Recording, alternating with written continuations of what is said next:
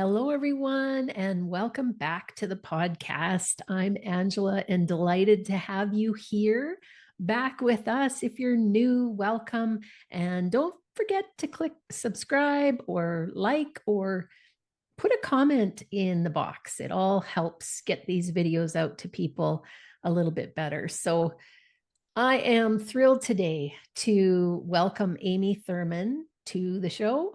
She is a best-selling author, an international speaker, and the creator of Authentic Intelligence and Your Authenticity Score, two groundbreaking frameworks that measure what people overlook: human alignment. After living 10 years with a broken neck and a sheared brainstem that went undiagnosed for 6 months, Amy rebuilt her life from the inside out. And that journey revealed a truth. She now dedicates her work to proving authenticity is measurable, and measurable authenticity transforms everything. As an authenticity expert, she teaches individuals, leaders, and organizations how to turn presence and emotional clarity and alignment into strategies that reduce burnout, strengthen relationships, and restore a sense of self that so many lose under pressure and survival. She has shared media features with Brene Brown and Mel Robbins, appeared on the Times Square billboard, collaborated with leaders such as Lisa Nichols, and spoken globally, including at Oxford University in the UK. Amy also founded Resilient Futures, a nonprofit reimagining education through school community collaboration, and hosts the podcast Holding Space with Authentically Amy. Her work is built on a single conviction: authenticity isn't soft, it's strategic. And when we live from who we truly are, everything changes. So, welcome to the podcast, Amy. Thank you for being here. Yeah, thank you so much, Angela. I'm just honored to be here. Thank you for having me. Yeah. And when I first looked at your website, and we were just talking about this before we started airing this, but I really had a connection with wanting to be my authentic self after I lost Blaine. With that loss, sometimes you kind of lose your identity because of the changes that are taking place. You just kind of you've got the rug ripped out from underneath of you and you're trying to figure out who you are again. And I felt like I really wanted to be my authentic self, but I know now that that's easier said than done. And I've been working on that Yes. for a while. And so I'm happy to have you here as an expert to help enlighten us a little bit more on that authenticity piece and how we can get there and how you can work with us. But before we do that, um, just give a little bit of background on how you got to where you are now. I would love to. Thank you so much. Oh goodness, it's so extensive. My story is quite extensive, so I'll give you the short version. In Sure. short, I lived 10 years with a broken neck, like you said, and a sheared brainstem that went undiagnosed for 6 months. I was working at a major university one day, and the very next day, I couldn't even take myself to the restroom. I couldn't walk, talk, hear, or see correctly, and I had to wear a cover over my eyes, earplugs in my ears, and I could barely speak above a whisper for almost a year. I was completely incapacitated for almost a year. Hmm. I lost that year of my children's lives. My daughter was a senior in high school. My son was a freshman in high school, and my youngest son was 4 years old. And I lost that year of their lives. I lost my job. And with it, I lost my sense of self worth because that's where I got my sense of self worth by how much I could do and how much I could accomplish. And in the midst of that, I almost lost myself. It was such a miserable existence. I was missing my children's lives. I couldn't lift my head off the bed without extreme pain. Nobody could figure out what was wrong with me. So I almost swallowed a handful of pills because I thought that was the only way to take me and my family out of this miserable existence. Wow. And I had enough pain medication to make it happen. It would be quick and it would be easy and it would be painless. And that's what I was looking for in that moment. But before I could get to that point, my heart convinced me otherwise. My soul said to me, Amy, what if you don't have to die? What if you can make a different choice? What if you can take the same energy you're using trying so hard to die and you flip it around and you use it to fight to live? Maybe you can get better and use your experience to help others. Mm. And I'm a former educator and social worker, so I know that I came here to help people. My purpose on this earth is to help people. And just that glimmer of hope that maybe I could use this horrific experience to help people in a way that I wasn't envisioning at all, I thought maybe I'll give it a chance. So I began to fight to live with the intention of using my story to help others.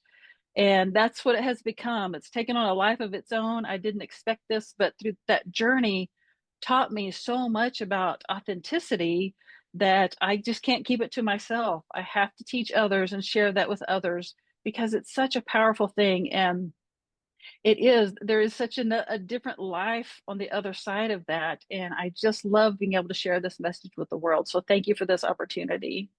Yeah, well, I think it's so important. I mean, why else are we here but to be ourselves? And Yeah. it's the conditioning, the way we were brought up, all of those things. A lot of fear comes into play. I know that, trying to just be yourself sometimes doesn't feel so comfortable. And so, how do you start with people? How do you get them going on being able to feel comfortable with being themselves? A lot of them come to me because they say, Amy, people tell me to just be myself. People say just be authentic, but I don't know who that is. How can I just be myself if I don't know who that is? Which Right. is a legitimate question. Like, that's where we are, right? We don't even know Mhm. who we are. I Right. keep saying we know more about other people than we know about ourselves because society teaches us to do that. Mhm. I fully believe that we were born here knowing who we are and what our purpose is, but that well meaning people in our lives have taught us otherwise. Society pushes us in a direction to not listen to that inner voice, to not hone in on who we are, to follow the societal norms. So the very first step for me is self-discovery. Like I help people discover who they are. That's why my business is called Polish the Mirror. It's about removing the layers of the mirror because our mirrors are distorted. The mirrors of our lives are distorted and covered with layers of expectations from others and roles that we play and masks that we wear. And we don't really know who we are because we're covered with all of those things. So it basically is we start with self-discovery, figuring out who we are underneath all of that at our core because we can't get anywhere until we figure that out first. Yeah, well, that makes a lot of sense. And it does resonate with me. To just because really, yeah, you don't know who you are because you've been trying to be the wife, the mom, your job, all of those things, and you kind of lose the core of who you are. So that makes a lot of sense to me. So I've talked to people about the fact that as kids, we don't have those inhibitions. We kind of just do what we love to do and it's okay. Do people find themselves by looking back to that place when they were kids, or how do you figure that out?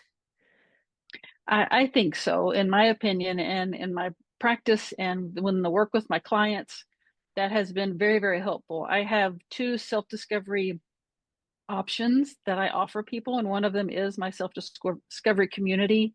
And we do start by going to the past. We spend 3 weeks in the past because, as you said, our past informs where we are now, what we were taught, what we believe. Some of those beliefs may not be our own. A matter of fact, most of the beliefs that we hold were passed down to us and were given to us by our family and by religious institutions and schools. So we don't really know what we truly believe. We only know what we've been taught. So I feel like going back to the past helps us really re-identify, wait, is this what I truly believe or is this something I've been taught? Just to come to that understanding of where do I begin and the teachings end? Where is that middle ground there? It's really powerful. Yeah. Yeah, I believe that. And then once you've kind of discovered what you who you are and what you want to do and how the way you want to live your life, um, I know that there's resistance that comes from the outside, the influences. They're looking at you in a different way and going, well, and also there's a perception of yourself. I know myself when I started doing this work, um, spiritual work. I often thought about my old life, my old friends, the place I come with, and what do they think about me now in this space, Mhm. you know? And it's kind of hard to step out there and know that you will be judged in some way, or at least you think you will be. Oh, it's so true. I don't know if you're familiar with Stephen Pressfield and his work, Mm, but he talks a lot about resistance. And when you're on the right track, when you're doing what you're supposed to be doing, what you came here to do, following your purpose, you will be met with resistance in all kinds of ways. There are obviously different kinds of resistance. But yes, once we step into and start owning our authentic selves and discovering who that is, step into it and own it, it starts to ruffle some feathers because this is not who people around us see us as or believe that we are. They see us changing and it makes them uncomfortable. And so they begin to put pressure on us because they're uncomfortable, because they see us changing, us becoming a different version than what they know. And so we have to decide what we're going to do. I just to be, open and honest, transparent about it. I lost my marriage because of this. mm, Just my ability and belief in owning my authentic self, stepping out and living my life in self alignment in that authentic version of myself just ruffled so many feathers that I lost friends. I lost a lot of things, a lot of people, and it was so difficult in the moment. And I want to make that clear that it's not all rainbows and roses. mhm. This process is not an easy process. It's a very difficult thing to do, but it's one that you have to be willing to own and move forward with, and understand that on the other side of that is such beauty that you cannot see when you're in the middle of it. Right. Yeah, and I think if we don't take that step in that direction, then we're always searching, right? We're trying to find our joy in all these different places. And I know a lot of people who have been told, when I get the new car, when I get the new house, when I retire, I'll be happy, right? I was one of those people. And then they get there. Some of them do get there. And then they realize that they're not happy because they still aren't Yeah. living their authentic lives. And so it's where the joy is. Yeah, I mean, if you can't figure out how to be happy where you are with what you have or don't have, nothing else is going to make you happy. It's an internal job. And what I teach people is if you feel like there is some kind of disconnection, if you're not living in authenticity in one or more areas of your life, if you feel this disconnection, if there's some kind of, if when you're feeling that, like things are just so hard and you're just slogging through life, you're not being authentic in one or more areas of your life. It doesn't mean that you're living your authentic self mean that it means that everything is perfect. You're not going to have any issues. Mm-hmm. It just means that you're much more apt and able to handle it and deal with it and content with the issues that come because you're owning your authentic self, and it just feels much more aligned with who you are, and you're not having to pretend to be something that you're not or like something that you don't like. It's just a completely different feeling when you have problems arise when you're living in your authentic self. Yeah. And I can see where working with someone like you to kind of walk you through that discomfort that's going to come from stepping into the unknown, really, It stepping into is. something new, um, and having someone be there and support you in that, I think would be really important. It really is because, a lot of times people will say, well, what makes you an authenticity expert and what makes you different than other people who do this? And I'd like to say it's my lived experience. Like I'm not pulling from a bunch of research, although I have some. I'm not pulling from a bunch of things that I've learned from other people. This is lived experience. This is something I have done and I have lived through, and I know what it feels like, and I know how to slog through it and how to get to the other side. And at the time of this recording, I have my self-discovery community opening soon. And one of the members who signed up for that messaged me almost in tears. And she said, I don't know that I can do it. I'm really nervous about this. I'm really scared because this is what she said. I'm really good at helping other people and helping them figure out what they need to do to be better. She said, but I really don't know how to do that with myself. And it scares me to think what I might find when I crack that door open and see what's inside there. I might not like it. And I said, I can guarantee you that you're not going to like it. It's just how it is. Like we stuff that stuff down in there, those feelings down in there, because we don't like it. We don't ever want them to surface again. But we don't understand that if we don't allow them to surface, we're going to stay where we are. We won't ever get better. We won't ever get on the path that we belong on with that kind of behavior if we're not willing to crack that open and allow it to surface. But I'm there with you. This is what I said to her. I'm there with you. Like I am your guide. I'm walking beside you every step of the way so that you're not doing this alone. And it does make such a difference that you don't have to do it alone. You have a person who's been there and knows what it feels like. And it is really, really helpful for people. Yeah. And I think, we can get into our heads a lot when you're going through things like that and start to doubt and question whether we're doing the right thing. And so just having someone, and I know, well, I had my grief coach and I had energy healers and I had different people that walked with me through these changes and continue to walk with me through these changes. Um, it just makes a huge difference because sometimes you can't see the forest for the trees. You get so messed up in your head and you start to make mountains out of molehills and all kinds of stuff starts happening. It's just good to have an outside perspective on, and like you say, someone who's been through it, who understands. So I think that's so important.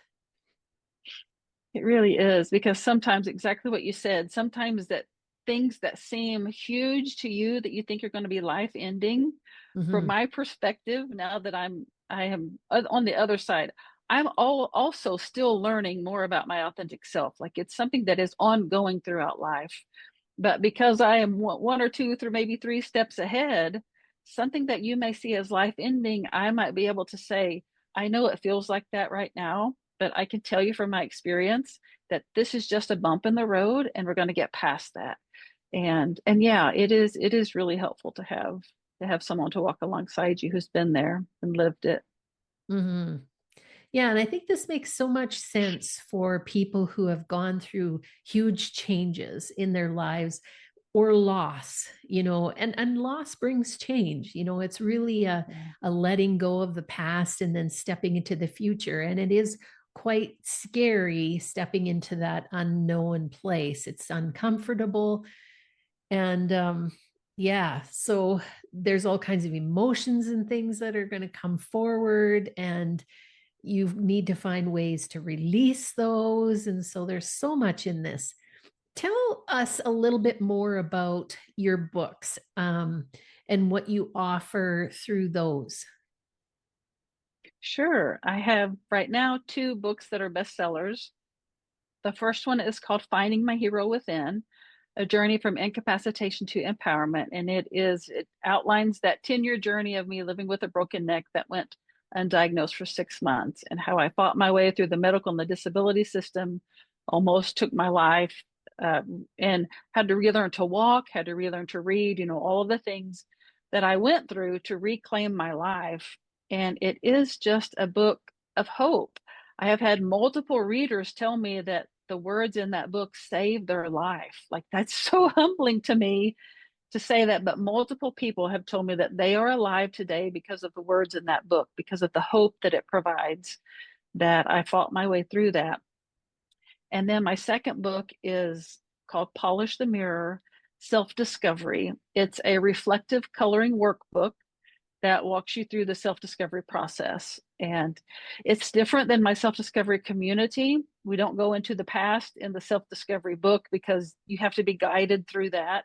But this is something that you can do on your own that really helps you dive deep into who you are and what you believe, and maybe what you're owning as yours that maybe is not yours, it's someone else's, and what you can tuck away and not necessarily claim as yours anymore, and see what you're carrying that's not yours to carry, and that you can give it back to the people it actually belongs to.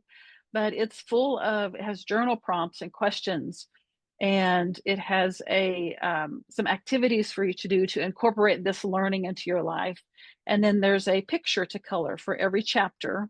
It's centered around a specific picture, and that picture has a purpose and a meaning, and you color it with meaning and with intention. So it's not simply just a coloring book. It's very purposeful. It's very intentional. And it has been life-changing for people, because I have done communities around this book where we do it together. We go through, we color it, we go through, work through it together. And it's really, really, I love being able to see people find joy and hope, and the light bulbs go off, and seeing them work through this in their lives. So those are the two books that I have right now. And I'm working on another one to come out in 2026. Wow. And so, what would you say to someone who says, well, that's all well and good for everyone else, but my situation, because we all think that, that we are in the worst possible place and that there is no way out. And I mean, obviously, you were in that place. You were, Yeah. ready to take the pills. And I can see it because, gosh, how scary would that be? You're in this place where you feel like there's no hope, that you can't recover, that you think you're going to live your life that way. What do you say to people who are in that space? I have people come to me who just aren't ready for this, and I'm not saying that this is for everyone, that you have to be ready, because it is a lot of deep introspective emotional work that goes into this. It's not therapy, it's not counseling, it's a different sort of place that you're going to within yourself, but it takes a lot, and you have to be ready. And I want to make sure that the people who come into my community are ready for that.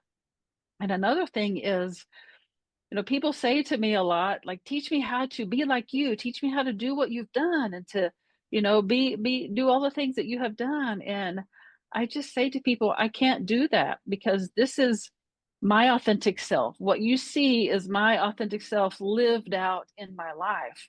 What I am here to do is to hold up a mirror so that you can see your authentic self. It's not going to be like mine. So when I want to make that clear too, because I don't want people to think that when they get in touch with their authentic selves and begin living it out, that it's going to look like mine, because everyone's different. So it is, you have to be at a place where you're ready to do the work. And I will say that when you're ready to do the work, it can be life changing. So for the people who say, well, this is not going to work for me because my situation is different, then okay, you're right. You're right. Because if you're not ready to step into it, then you're going to stay in that situation until you are ready. Right. Yeah. Yeah. And sometimes we get into really uncomfortable places. I feel like I was in one of those places. I always talk about Mother's Day. People who know me know the story about Mother's Day and how it just blindsided me. And the grief was so tremendous. And there were so many questions about why I was here, and it was anything that I ever believed even true. I just questioned everything. And where is my husband? And, where are we all going? And all these big, huge questions. And it was a scary place to be, because I had no idea what to grab onto. I had no idea what I believed anymore. I felt like, maybe I was going a little bit crazy. Um, it is a tough place to be. And, I tell people, don't allow yourself to stay in that space for too long. It's one thing to Yeah. ask those questions, and it's another thing to stay in that space and keep going down that road. um, you you can reach up and grab some support and some help in some way. Yeah. So true. It's so true. Our emotions really are part of our communication system. We don't usually see it that way because we're not taught that, but it's okay for us to feel those things, especially like grief. Our bodies need to feel those things. Like they have to feel those things in order to heal. But you're exactly right that we need to allow ourselves to feel those things, but we don't need to get stuck there. That we need to find a way to find someone who can help us pull out of it or walk alongside us as we're going through it. Mhm. We tell ourselves, stop feeling this way. Why are you feeling this way? It's so stupid that you're feeling this way. No, no, it's not. It's perfectly normal and it's perfectly human that you're feeling this way, but you need someone to walk alongside you or help you not stay stuck there, because it's so important. Our emotions are very, very vital. And I wish I had time to, share more about understanding our emotions, but that's a huge thing that I talk about because I'm really passionate about that too. Yeah, yeah, yeah. And I get that. I know that was one of the first things that I learned with my coach was that, I had to learn how to accept the emotions that were coming in, allow them to move through me, and I love your idea of having the coloring page and having that purposeful, because I can see how that energy can move through there, and that can help so much. So I I I keep going. Yeah. I apologize. I will tell you that I'm actually doing some research right now on the effects of coloring on your nervous system. That I'm hearing a lot of the same comments from my clients who have gone through the coloring, and it's really making me perk up and listen to this coloring. There's something to this that we're missing. We see coloring as something we do as kids, but it actually does help our nervous system. And that's all I'm going to say about it right now. But it's so powerful. These people are slowing down and getting more in touch with themselves and understanding themselves better and approaching life from a whole different perspective, simply because they're taking time to color every week. And anyway, it's really exciting, this stuff that I'm gathering. So I'm excited to share more about that when I get it all put together. But yeah, Yeah, coloring is very powerful. absolutely. Yeah. So I encourage people to check out your website. Can you tell everyone where they need to go to find you? Sure. My website is www.getamyshelp.com. It's pretty much a one-stop shop. It's got my social media links there. You can get my books there. You can book me for speaking engagements. There's my press kit is there, lots of interviews and media features that I have done there, and just some fun things to know more about me and my story. So I would love to connect with you. Yeah. Yeah. Yeah. I encourage people to do that and to get your books. And, if you feel like Amy's resonating with you and you think that she could help you out, don't be afraid to connect with her and see if you're a match to work together. I think it's important that we have someone that we can reach out to. Mhm. Oh, absolutely. Yeah. Absolutely. Yeah. Is there any more advice or some last parting words or something we didn't get to talk about that you'd like to share? I do want to say that, because my book is called Finding My Hero Within, my business is about polishing the mirror. So there's a lot of all my work is just around introspection. But I don't want people to misunderstand that the introspection is what is all there is, because we are designed to operate in community. Like we need other people. I completely understand that, and I believe that. I've seen it in my life. But what I found is that we can't be a good community member or member of the community that we're involved in until we do the introspective work, until we learn who we are authentically at our core. And once we gain that, then we become a much more productive and valuable member of all of the communities that we're a part of, including our family and the community where we live, maybe our religious organization, and at work, and every area of our lives. Learning this authenticity piece makes us a better member of communities across the board. And I just want to say that because I wanted people to not misunderstand that. I think that I know the value of community and our role in it. Yeah. Yeah. And so it's not just about you. Yeah. You know, Yeah. you're going to become your authentic self and you're going to become, the person that you were meant to be. And then you're going to share that with everyone around you. And that's the whole purpose of all of it, in my opinion. It's all about being ourselves and sharing that with others. And yeah, that's beautiful. Like, what a wave, right? I mean, think of how Yeah. many people you're affecting just with, changing yourself. Yeah, it's great. Yeah. We become permission slips when people see us owning our authentic selves and living them out, then it gives them permission to do the same. So it does create a huge ripple that can change the world. I believe it can be a cultural force. So that's my mission, is to help the world learn the power of authenticity. So Beautiful. Well, thank you again for taking the time. I really, really appreciate it. of course, thank you. I have loved this conversation. I appreciate you a lot and just am honored that you allowed me to come on here and share my story and my work. Thank you. Thank you so much. And thank you, everyone, for listening. And don't forget to like, subscribe. And if you loved this one, put some comments in and let us know. Thank you so much. And bye for now.